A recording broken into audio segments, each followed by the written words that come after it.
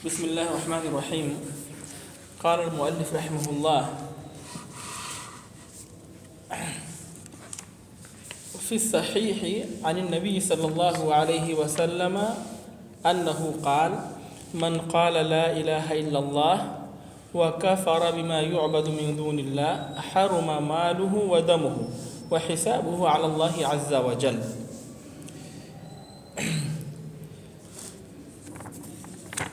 دیکھیے ہم لوگ کس باب میں ہیں؟ باب تفسیر توحید و شہادت لا الہ الا اللہ، توحید کی تفسیر اور لا الہ الا اللہ کی گواہی کا باب، اس باب میں ہم لوگ ہیں۔ اور اس باب سے متعلق جو ہے کئی آیات، جو آیات مولوی رحمہ اللہ نے ذکر کی ہیں، ان آیات کو ہم نے پڑھا۔ اب مولوی رحمہ اللہ نے جو حدیث یہاں پہ ذکر کی ہے، اس حدیث کو ہم پڑھنے جا رہے ہیں۔ اس باب کے تحت مولوی رحمہ اللہ نے جو حدیث ذکر کی ہے، حدیث کیا ہے؟ مولوی رحمہ اللہ کہتے ہیں کہ وفی صحیح، یہاں مولوی رحمہ اللہ جو یہ کہتے ہیں کہ وفی صحیح، یہاں صحیح سے مراد صحیح مسلم ہے، صحیح مسلم ہے۔ نبی کریم صلی اللہ علیہ وسلم سے روایت ہے کہ آپ نے فرمایا: من قال لا الہ الا اللہ، جس نے لا الہ الا اللہ کہا، وکفر بما یعبد من دون اللہ، اور اللہ تعالیٰ کے علاوہ جس چیز کی بھی عبادت کی جاتی ہے سب کا انکار کیا، حرم مالہ و دمہ، تو اس کا مال اور اس کا خون حرام ہے، اس کا مال اور خون حرام ہو گیا۔ یعنی جس نے لا الہ الا اللہ کہا اور لا الہ الا اللہ کہنے کے بعد اللہ تعالیٰ کے علاوہ جن جن چیزوں کی عبادت ہوتی ہے سب کا انکار کیا، تو اس کا مال بھی محترم ہو گیا اور اس کا خون بھی محترم ہو گیا، اس کا خون، مال بھی حرام اور خون بھی اس کا حرام ہو گیا۔ نہ اس کا مال لینا جائز ہے اور نہ ہی اس کا جو ہے قتل کرنا اور خون کرنا جائز ہے۔ وَحِسَابُهُ عَلَى اللَّهِ عَزَّ وَجَلَّ، اور اس کا حساب اللہ عز و جل پر ہے۔ اب اس حدیث کی ہم جو ہے تفسیر میں جاتے ہیں، اس حدیث کی شرح میں ہم جاتے ہیں۔ سب سے پہلے دیکھتے ہیں کہ مولوی رحمہ اللہ نے یہ کہا وہ فی صحیح، تو جیسا کہ بھی بتایا کہ صحیح سے مراد صحیح مسلم ہے۔ صحیح مسلم میں یہ حدیث ابو مالک الاشجعی وہ اپنے باپ جو ہے تاریخ سے روایت کرتے ہیں کہ نبی کریم صلی اللہ علیہ وسلم نے فرمایا، ان کے باپ کہتے ہیں، تاریخ کہتے ہیں کہ اللہ کے نبی صلی اللہ علیہ وسلم نے فرمایا۔ تو ابو مالک یہ کون ہے؟ ابو مالک کے بارے میں دیکھتے ہیں۔ سب سے پہلے ابو مالک، ان کا نام سعد بن طارق ہے، سعد بن طارق ہے۔ یہ کوفی ہیں اور ثقہ ہیں۔ 140 ہجری کے آس پاس ان کی وفات ہوئی ہے۔ ان کے والد صاحب کا نام،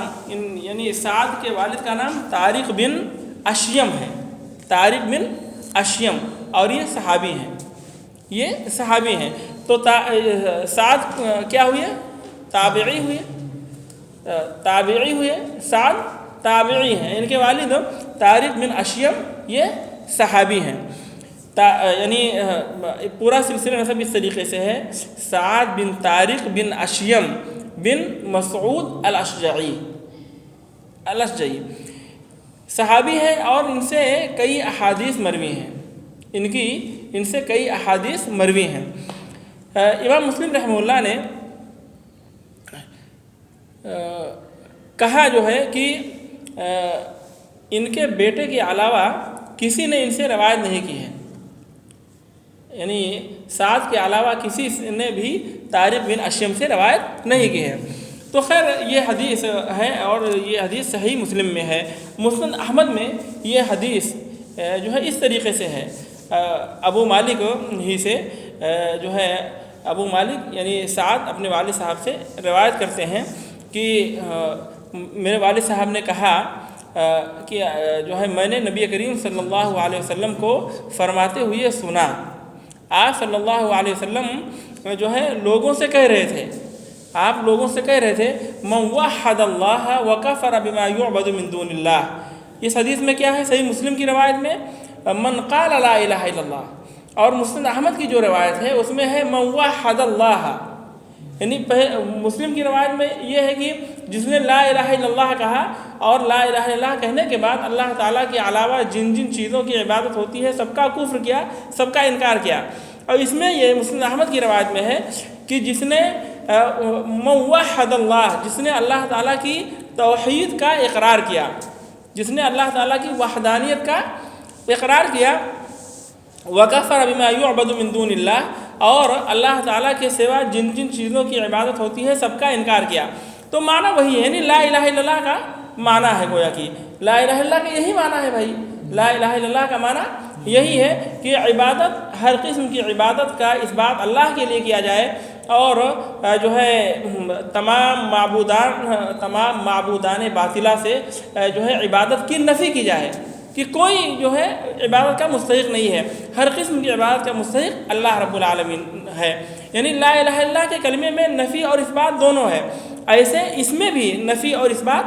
دونوں ہے۔ تو گویا کہ جو لا الہ الا اللہ کا مطلب یا پہلے حدیث کا جو مطلب ہے وہی مطلب اس حدیث کا بھی ہے، کوئی مطلب میں اور معنی میں کوئی فرق نہیں ہے۔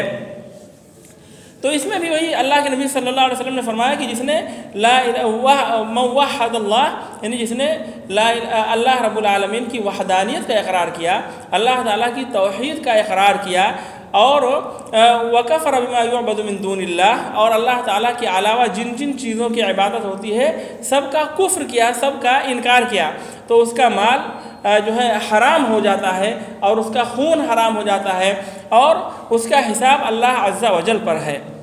اللہ عز و جل پر ہے۔ تو معلوم ہوا کہ یہ حدیث جو ہے صحیح مسلم کے اندر بھی ہے اور مسند احمد کے اندر بھی ہے، اور مسند احمد میں من قال لا الہ الا اللہ کی بجائے من وحد اللہ،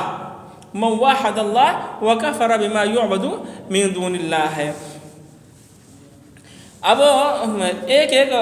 اس حدیث کے ایک ایک ٹکڑے کو لے کر ہم گفتگو کرتے ہیں۔ سب سے پہلے یعنی بتایا اس میں دیکھیے جی کہ یہ جو حدیث ہے، یہ حدیث من وحد اللہ وکفر بما یعبد من دون اللہ، یہ لا الہ الا اللہ کی تفسیر ہے، جو ہے یہ لا الہ الا اللہ کی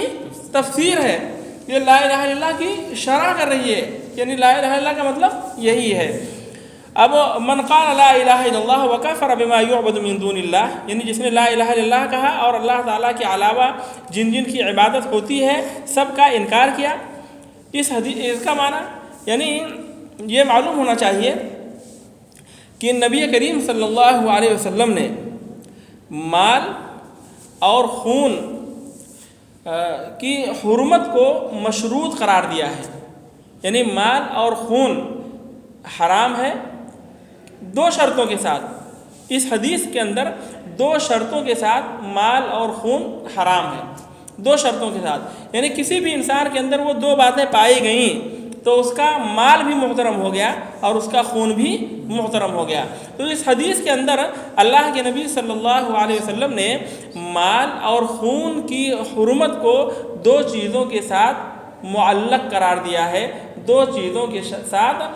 جو ہے مشروط کر دیا ہے کہ وہ دو چیزیں پائی جائیں گی تو مال اور خون حرام ہوگا۔ اب وہ پہلی چیز کیا ہے؟ قول لا الہ الا اللہ، یعنی لا الہ الا اللہ کہنا ہے، پہلی چیز، پہلا امر یا پہلی شرط لا الہ الا اللہ کہنا، یعنی جس نے لا الہ الا اللہ کہا، اور لا الہ الا اللہ ہی کہنے سے صرف جو ہے خون اور مال محفوظ نہیں ہو جائے گا، بلکہ ابھی آگے بات ہے، یعنی جس نے لا الہ الا اللہ علم و یقین کے ساتھ کہا، علم اور یقین کے ساتھ کہا، اس کے بعد میں جو ہے صرف اتنا کہنے یعنی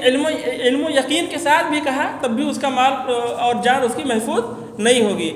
محترم نہیں مانی جائے گی، بلکہ اس کے ساتھ میں دوسری شرط یہ ہے الکفر بما یعبد من دون اللہ، اللہ تعالیٰ کے سوا، اللہ تعالیٰ کے علاوہ جن جن چیزوں کی عبادت ہوتی ہے ان کا انکار بھی ہو،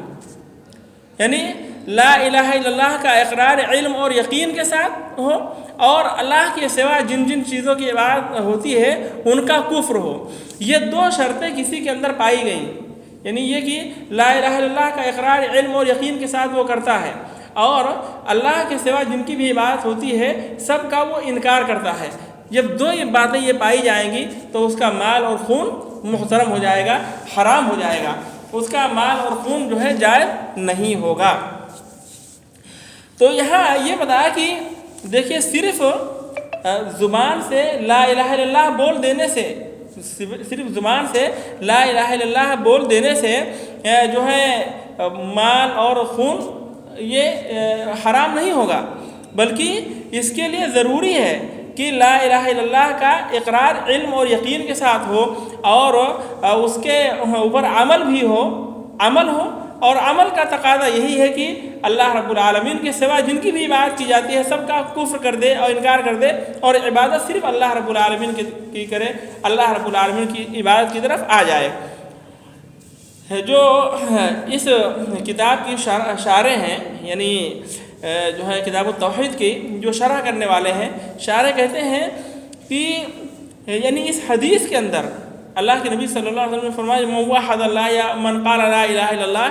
اس حدیث کے اندر جو ہے فمن یکفر بالطاغوت ویؤمن باللہ فقد استمسک بالعروۃ الوثقی لا انفصام لها، اس کا معنی موجود ہے، اس حدیث کے اندر اس آیت کا معنی موجود ہے، یعنی دونوں حدیث کا معنی اور اس آیت کا معنی سیم ہے، برابر ہے۔ آیت کا معنی کیا ہے؟ فمن یکفر بالطاغوت، جو طاغوت کا انکار کرے، یعنی طاغوت سے مراد یا اللہ کے سوا جن کی بھی عبادت ہوتی ہے سب کا انکار کر دے، اور اللہ رب العالمین پر ایمان رکھے، اللہ پر ایمان رکھے، تو جو ہے اس نے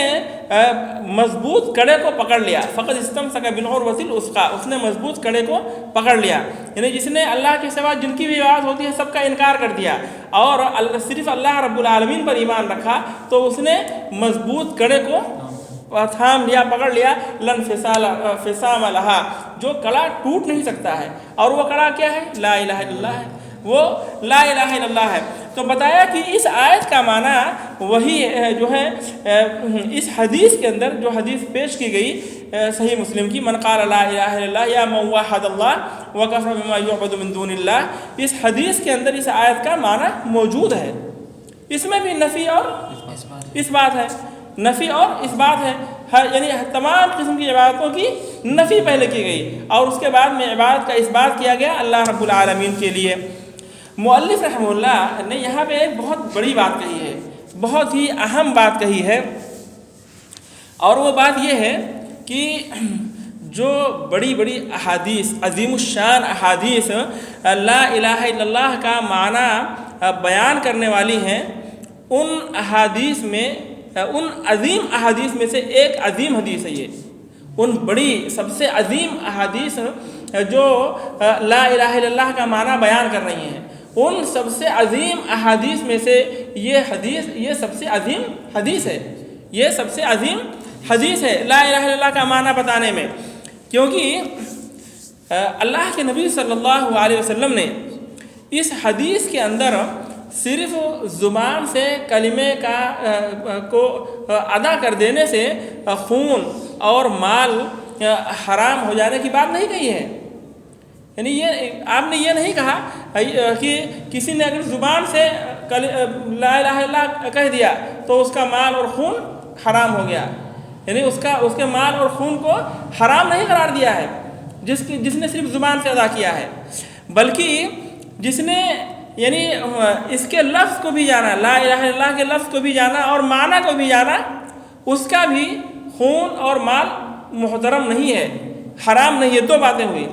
پہلی بات یہ کہ جس نے لا الہ الا اللہ زبان سے کہہ لیا، جس نے لا الہ الا اللہ زبان سے ادا کیا، اس کا بھی مال اور خون محفوظ نہیں ہے، محترم اور حرام نہیں ہے۔ جس نے لا الہ الا اللہ کا معنی جانا اور اس کے لفظ کو بھی پہچانا، اس کا بھی مال اور خون حرام نہیں ہے۔ اور اسی طریقے سے بلکہ جس نے لا الہ الا اللہ کا اقرار بھی کیا، زبان سے لا الہ الا اللہ کا اقرار بھی کیا، تب بھی اس کا مال اور اس کا خون حرام نہیں ہے، محفوظ نہیں ہے۔ تین باتیں ہو گئی، تین شرطیں ہو گئی، اور چوتھی شرط یہ ہے کہ بلکہ جس نے صرف اللہ تعالیٰ کی عبادت کی، جس نے صرف اللہ تعالیٰ کی عبادت کی اور اللہ تعالیٰ کے ساتھ یعنی کسی کو شریک نہیں کیا، صرف اللہ کی عبادت کی، اللہ کے ساتھ کسی کو شریک نہیں کیا، کہیں اور جا کر کسی کی عبادت نہیں کی، اس کا بھی خون اور مال حرام نہیں ہوگا۔ 4 باتیں ہوں گی، 4 شرطیں۔ بلکہ بتایا کہ بلکہ جو ہے اس شخص کا مال اور خون، صرف اسی شخص کا مال اور خون محفوظ اور حرام سمجھا جائے گا جو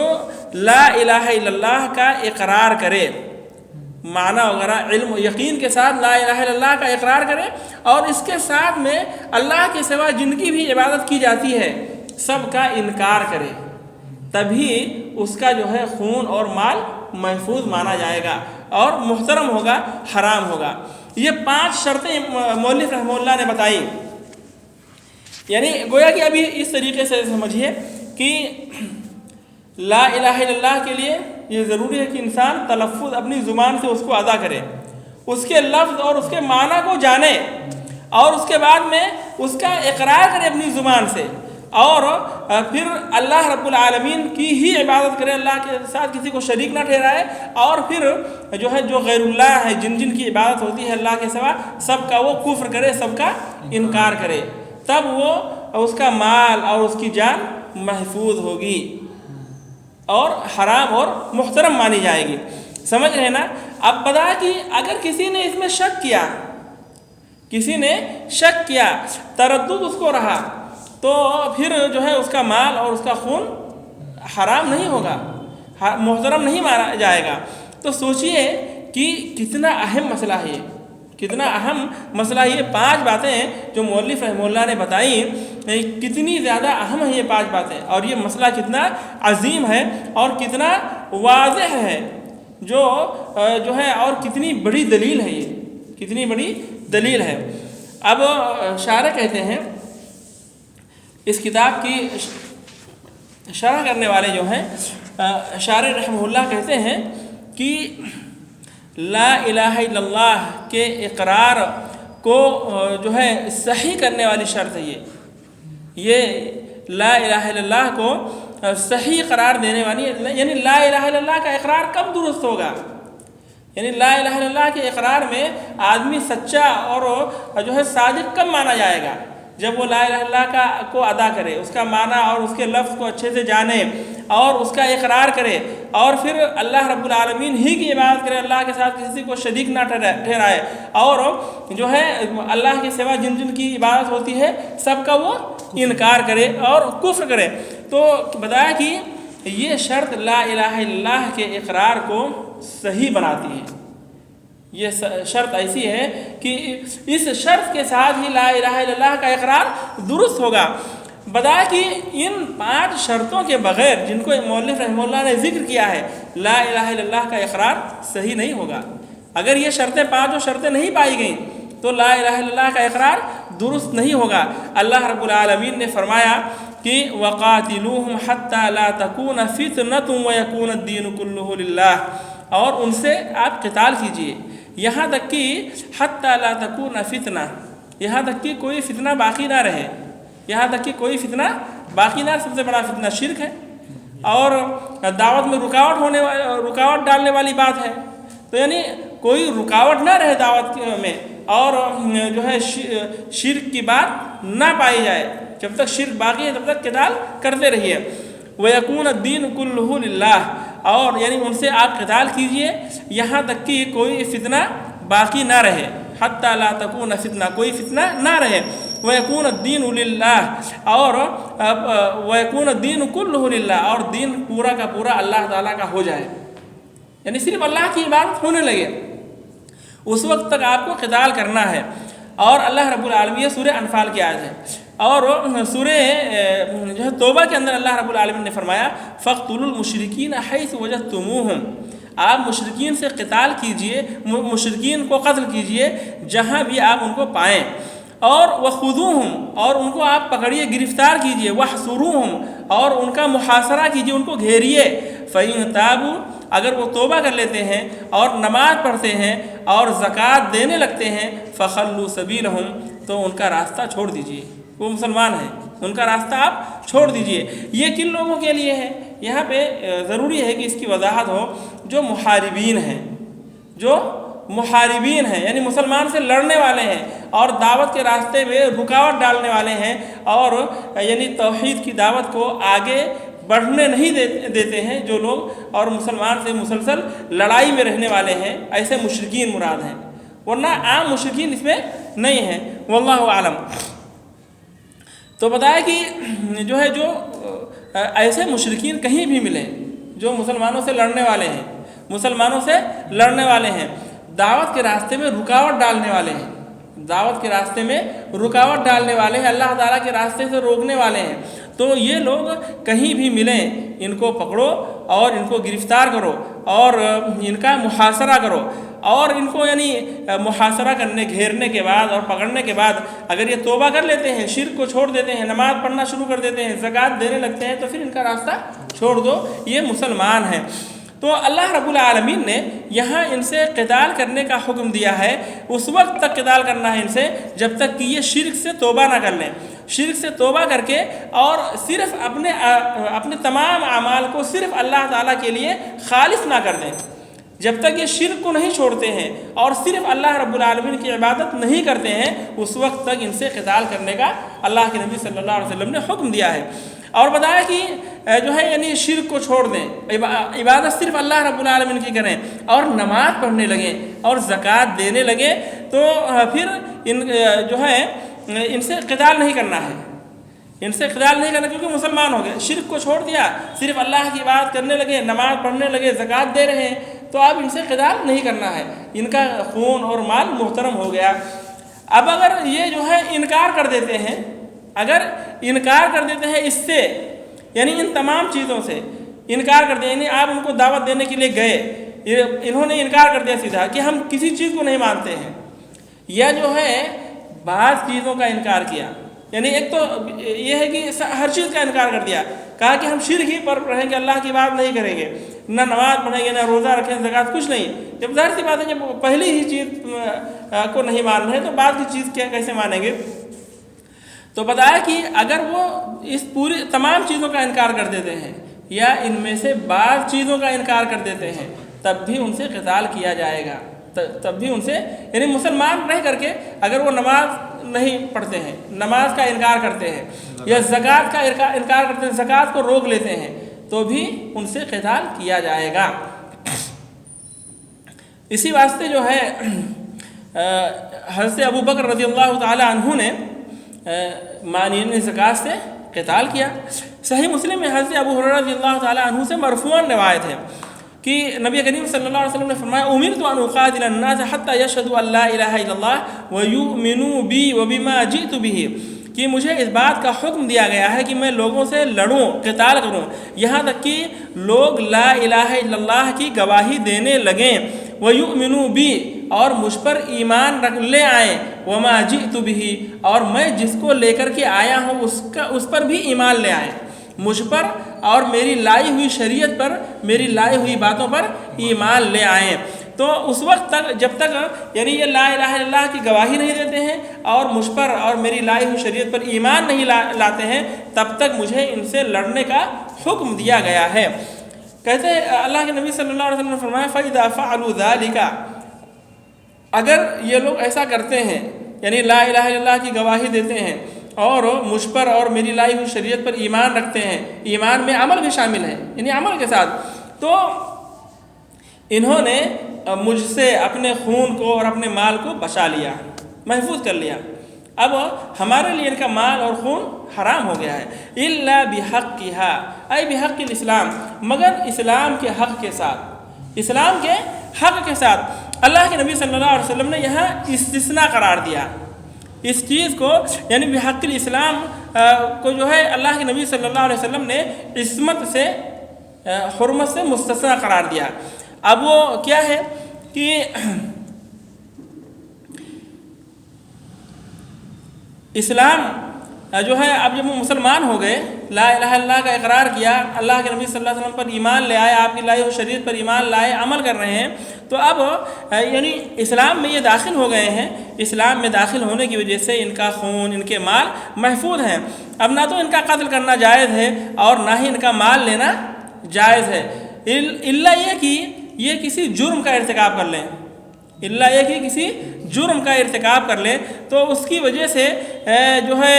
ان کو یعنی مثال کے طور پر کسی ایسے جرم کا انہوں نے ارتکاب کیا ہے جس کی وجہ سے جو قتل کا باعث ہے، یعنی قصاصاً یہ قتل، کسی کو انہوں نے قتل کر دیا تو اب یہ قصاصاً قتل کر دیے جائیں گے۔ اب یا اسی طریقے سے یعنی حق اسلام یہ ہے کہ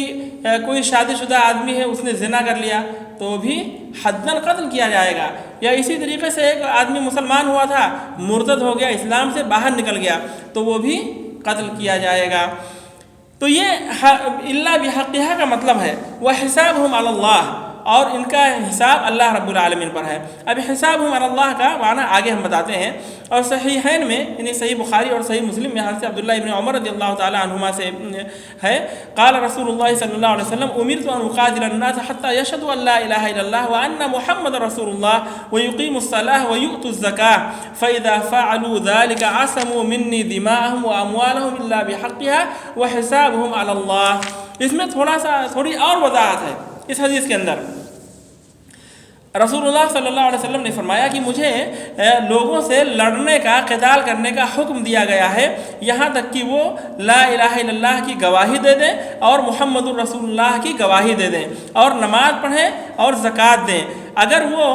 جو ہے یہ سب کر لیتے ہیں، یعنی لا الہ الا اللہ کی گواہی دیتے ہیں، محمد رسول اللہ کی گواہی دیتے ہیں، نماز پڑھتے ہیں، زکوٰۃ دیتے ہیں، تو پھر انہوں نے مجھ سے اپنے مال کو اور خون کو بچا لیا، سوائے الا بحقھا، سوائے حق کے۔ اور حق کے بارے میں بتایا کہ حق کیا ہے، وحسابہم علی اللہ، اور ان کا حساب اللہ رب العالمین پر ہے۔ اب بتایا کہ یہ دونوں حدیثیں جو ہے جو آیت اوپر گزری ہیں سورہ انفال اور سورہ توبہ کی، وَقَاتِلُوهُمْ حَتَّى لَا تَكُونَ فِتْنَةٌ وَيَكُونَ الدِّينُ كُلُّهُ لِلَّهِ، اور سورہ توبہ کی آیت فَاقْتُلُوا الْمُشْرِكِينَ حَيْثُ وَجَدتُّمُوهُمْ وَخُذُوهُمْ وَاحْصُرُوهُمْ فَإِن تَابُوا وَأَقَامُوا الصَّلَاةَ وَآتُوا الزَّكَاةَ فَخَلُّوا سَبِيلَهُمْ۔ یہ دونوں حدیثیں جو پڑھی گئیں، یہ دونوں حدیثیں ان دونوں آیتوں کی تفسیر ہیں۔ یہ دونوں حدیثیں جو ہے ان آیات کی تفسیر ہیں، اور اہل علم کا اس بات پر اتفاق ہے، اہل علم کا اس بات پر اتفاق ہے، جس نے لا الہ الا اللہ کہا اور لا الہ الا اللہ کے معنی کا اعتقاد نہیں کیا، اس کا یعنی ایمان نہیں رہا، لا الہ الا اللہ کے معنی کا اعتقاد اس نے نہیں کیا، اور نہ ہی لا الہ الا اللہ کے تقاضے کے مطابق اس نے عمل کیا، تو اس سے لڑا جائے گا، اس سے قتال کیا جائے گا، یہاں تک کہ لا الہ الا اللہ کا کلمہ جس نفی اور اس بات پر دلالت کرتا ہے اس پر یہ عمل کرنے لگے۔ جب تک یہ لا الہ الا اللہ کا کلمہ جو نفی اور اس بات پر دلالت کرتا ہے، نفی اور اس بات کے اعتبار سے جو ہے لا الہ الا اللہ پر جب تک یہ عمل نہیں کرتا ہے تب تک اس سے قتال کیا جائے گا۔ امام خطابی رحمہ اللہ فرماتے ہیں کہ یعنی امرت ان اقاتل الناس حتی یقولوا لا الہ الا اللہ کا معنی بتاتے ہوئے کہ یہ چیز معلوم ہے کہ جو ہے یعنی اس سے مراد جو ہے امرت ان اقاتل الناس، اس سے مراد کون ہے؟ بت پرست لوگ ہیں، مشرکین ہیں، اہل کتاب نہیں ہیں۔ کون ہیں؟ مشرکین ہیں، مشرکین مکہ، کیونکہ وہ مشرکین مکہ لا الہ الا اللہ تو کہتے تھے، لیکن لا الہ الا اللہ کہنے کے باوجود بھی جو ہے یہ کہا گیا کہ ان سے جو ہے قتال کیا جائے گا اور ان کی گردن سے تلوار نہیں ہٹائی جائے گی جب تک کہ اس کے تقاضے کو پورا نہ کرنے لگے۔ تو جو ہے قاضی عیاض رحمہ اللہ نے فرمایا کہ اللہ کے نبی صلی اللہ علیہ وسلم نے جو ہے اس شخص کے مال اور نفس کی حرمت کو خاص قرار دیا ہے، اس شخص کے مال اور جان کی حرمت کو خاص قرار دیا ہے جو لا الہ الا اللہ کہتا ہے۔ لا الہ الا اللہ کہتا ہے، یہ جو ہے یعنی یہ ایمان لانے کی تعبیر ہے، یعنی لا الہ الا اللہ کہے مطلب یہ ہے کہ وہ ایمان لے آئے، لا الہ الا اللہ کہنے کا مطلب یہ ہے کہ وہ ایمان لے آئے اور اس کے تقاضے کو پورا کرنے لگے، لا الہ الا اللہ کے تقاضے کو پورا کرنے لگے، اور لا الہ الا اللہ جس پر دلالت کر رہا ہے نفی اور اس بات پر یہ کلمہ جس نفی اور اس بات پر دلالت کرتا ہے اس پر یہ عمل کرنے لگیں، کیونکہ جو ہے اس سے مراد مشرکین ہیں۔ اقاتل الناس میں مشرکین مراد ہیں، جو اہل مشرکین عرب ہیں، بت پرست لوگ ہیں، اور جو ان کے علاوہ جو لوگ جو توحید کا اقرار کرتے ہیں تو ان کے لیے بھی صرف لا الہ الا اللہ کا اقرار کر لینے سے ان کا مال اور جان محفوظ نہیں ہو جائے گا۔ انہیں مشرکین سے کہا گیا، مشرکین جو لا الہ الا اللہ کا اقرار کرتے ہیں ان کے یعنی جان اور مال کو محترم نہیں قرار دیا گیا، کیونکہ ان کے ہاں شرک پایا جاتا تھا، شرک بھی کرتے تھے۔ اور دوسرے لوگ جو لا الہ الا اللہ کا اقرار کرتے ہیں تو ان کا بھی یعنی لا الہ الا اللہ کے اقرار کی وجہ سے ان کا بھی مال اور ان کی جان محفوظ نہیں مانی جائے گی، جب تک کہ وہ جو ہے انکار نہ کریں، جب تک کہ جو معبودان باطلہ ہے اللہ کے سوا جن کی عبادت ہوتی ہے ان سب کا انکار نہ کریں، یہ طاغوت کا کفر نہ کریں، انکار نہ کریں۔ تو یہ معنی ہوا۔ تو بتائیں امام نووی رحمہ اللہ کہتے ہیں کہ یعنی اس کے ساتھ ایمان لانا ضروری ہے، کس پر؟ بجمیع ما جاء به الرسول صلی اللہ علیہ وسلم، نبی کریم صلی اللہ علیہ وسلم جو چیز لے کر کے آئے ہیں سب پر، آپ صلی اللہ علیہ وسلم کی پوری شریعت پر ایمان لانا ضروری ہے، کیونکہ آپ صلی اللہ علیہ وسلم فرمایا کہ وَيُؤْمِنُوا بِي وَبِمَا جِئْتُ بِهِ، جب تک کہ وہ لا الہ الا اللہ کی گواہی نہ دیں اور مجھ پر ایمان نہ لے آئیں اور میری لائی ہوئی شریعت پر ایمان نہ لے آئیں۔ تو بتایا کہ لا الہ الا اللہ کے اقرار کے بعد نبی کریم صلی اللہ علیہ وسلم کی شریعت پر اور آپ پر ایمان لانا ضروری ہے، اور ایمان میں عمل بھی داخل ہے اور عمل بھی ضروری ہے۔ اسی واسطے دیکھیے جب جو ہے شیخ الاسلام ابن تیمیہ رحمہ اللہ سے تاتاریوں سے قتال کرنے کے بارے میں فتویٰ پوچھا گیا کہ بھائی تاتاری بھی لا الہ الا اللہ کا اقرار کرتے ہیں، گواہی دیتے ہیں، تو ان سے لڑا جائے یا نہ لڑا جائے؟ تو امام ابن تیمیہ رحمہ اللہ نے اس کا جواب دیا، کہا کہ ہر جماعت جو اسلام کی جو ہے کہ ظاہری احکام جو اسلام کے ظاہری احکام ہیں ان پر جو ہے عمل کرنے سے پیچھے رہے، بعد رہے، عمل نہ کرے، کوئی بھی جماعت ہو جو اسلام کے ظاہری احکام پر، اسلام کے شرائع ظاہرہ پر، اسلام کے ظاہری احکام پر کوئی بھی جماعت جو عمل نہ کرے اور اس سے دور رہے، تو وہ چاہے یہ لوگ ہوں، ان میں سے ہوں، یا کوئی دوسرے لوگ ہوں، ان سے قتال کرنا ضروری ہے، ان سے قتال کرنا ضروری ہے جب تک کہ وہ اسلام کے تمام احکام کا التزام نہ کرنے لگیں، جو ہے تمام احکام کی پابندی نہ کرنے لگیں۔ یعنی پوچھا گیا ان سے کہ تاتاریوں سے جنگ کرنا جائز ہے یا جائز نہیں ہے، تو علامہ ابن تیمیہ رحمہ اللہ نے اس کا جواب دیا کہ چاہے یہ ہوں یا ان کے علاوہ کوئی دوسرا ہو، جو شریعت کے اسلام کے پورے احکام پر عمل نہیں کرتا ہے، پورے احکام پر عمل نہیں کرتا ہے، اس سے قتال کرنا ضروری ہے، چاہے یہ ہوں یا دوسرے ہوں۔ بتایا کہ چاہے پوری شریعت کی بات ہو یا جو ہے شہادتین کے اقرار کے بعد شریعت کی بعض چیزوں کو چھوڑ دیں، تب بھی ان سے قتال کرنا ضروری ہے، جیسے کہ ابو بکر رضی اللہ تعالیٰ عنہ نے اور صحابہ کرام نے مانعین زکوٰۃ سے قتال کیا، اور اس بات پر اہل علم کا اتفاق ہے، صحابہ کرام کے بعد اس بات پر اہل علم کا اتفاق ہے کہ اسلام لانے کے بعد اور جو ہے لا الہ الا اللہ محمد رسول اللہ کی گواہی دینے کے بعد اگر کوئی بھی ہو جو اسلام کے پورے احکام کی نفی کرتا ہو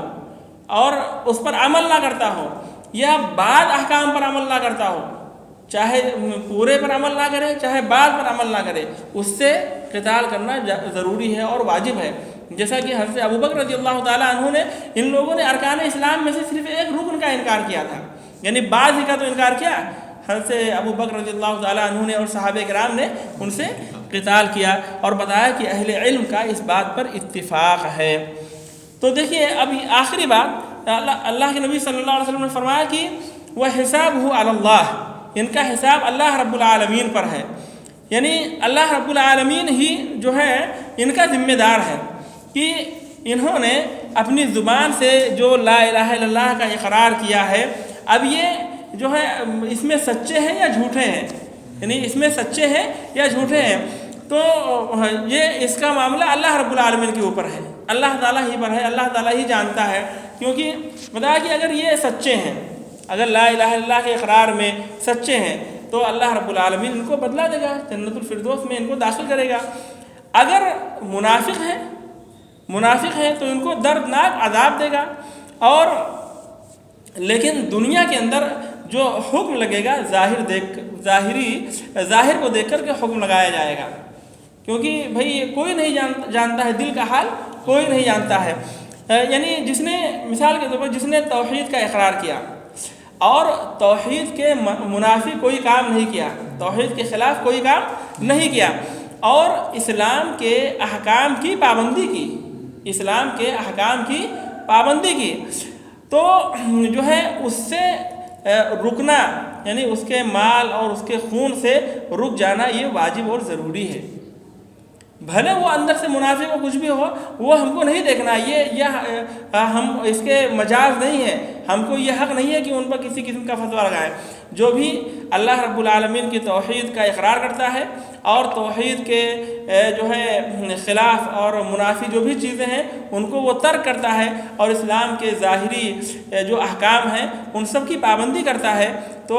اس سے اپنا ہاتھ روک کر کے رکھنا ہے، اس سے اپنا ہاتھ روک کر کے رکھنا ہے، اس سے قتال نہیں کرنا ہے، اور اس کے مال اور جان، اس کا مال اور جان محترم ہے، ٹھیک ہے۔ تو بس اب یہ درس تو تقریباً پورا ہو گیا، انشاءاللہ تعالی